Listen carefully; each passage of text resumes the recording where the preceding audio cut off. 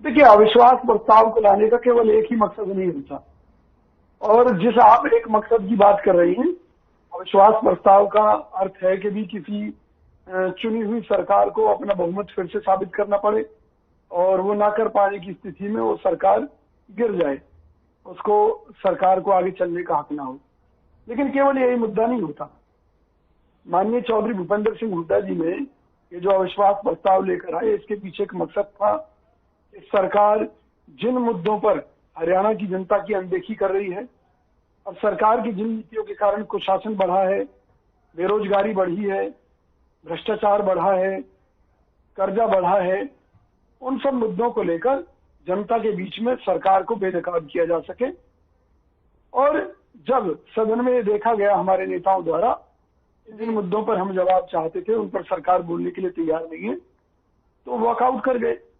तो लेकिन कौशिक जी, यहाँ पर भी तो दो मत दिखते हैं ना। कौशिक जी सुनिए बात को, यहाँ पर भी दो मत दिखते हैं। हुड्डा जी कहते हैं कि भाई ये नंबर ऑफ गेम नहीं है, तमाम सारे मुद्दे उठाने हैं, और किरण चौधरी जी कहती है कि ये तो नंबर ऑफ गेम है।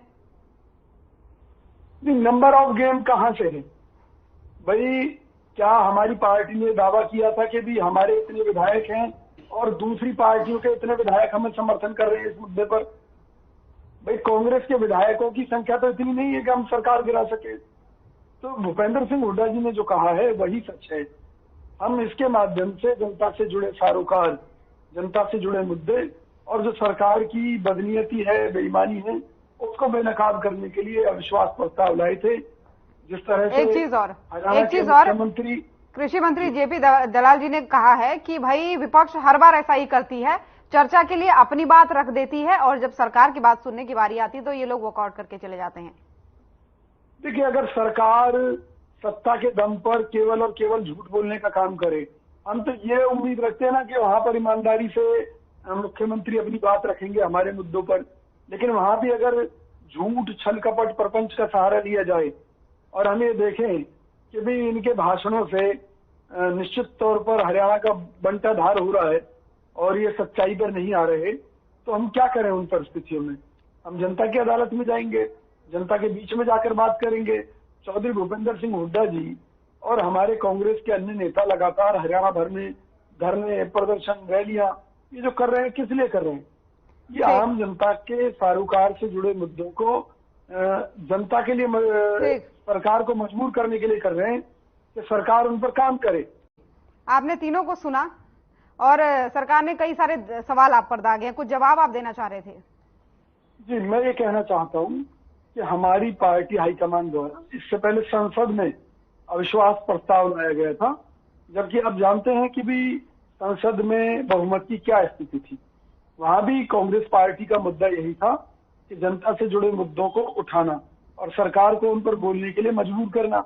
इसी तरीके से हरियाणा विधानसभा में भी यही हमारी पार्टी की मंशा थी, जिस पर सरकार बोलने की बजाय दूसरे मुद्दों पर चर्चा करने लगी। सरकार ये बताने की सरकार तो कह रही है कि विपक्षी मुद्दा विहीन है, विपक्ष का कोई मुद्दा ही नहीं है।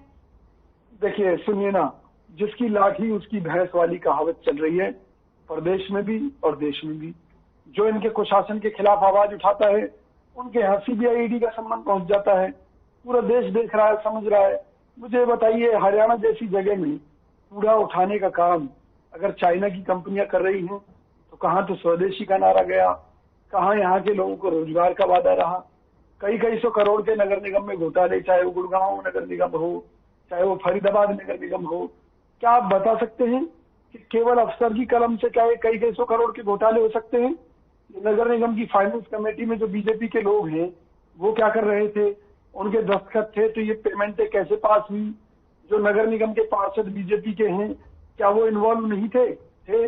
यहाँ तक कि इनके मंत्री, सांसद, विधायकों तक की संलिप्तता है। ये तो खुद ही भ्रष्टाचार करते हैं और जजपा से भी कराते हैं।